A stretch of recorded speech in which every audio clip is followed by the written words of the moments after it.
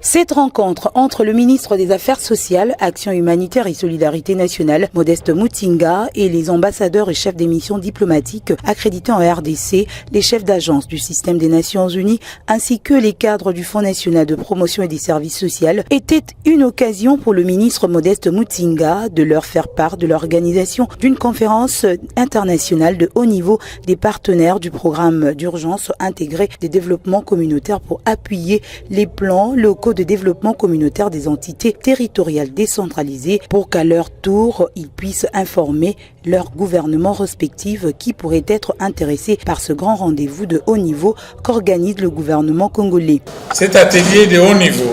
se déroulera à Kinshasa, à Pullman Hotel, du 16 au 17 octobre 2023, avec la participation d'environ 150 participants en présentiel, y compris les gouverneurs des provinces et les maires de chefs-lieux, et environ 3000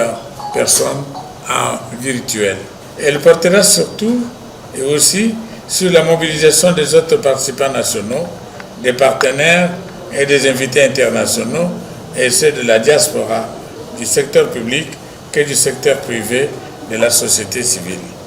Cette conférence internationale est organisée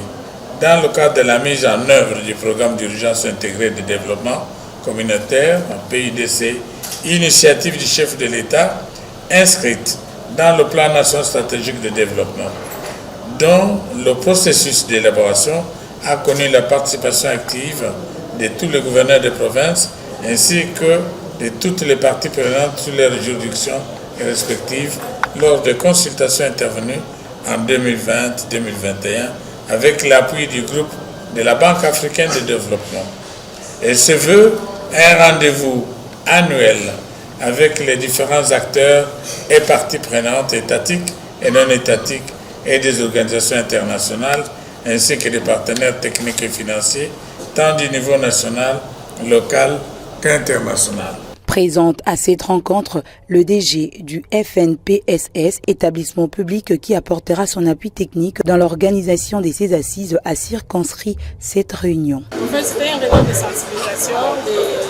diplomates, des chefs de mission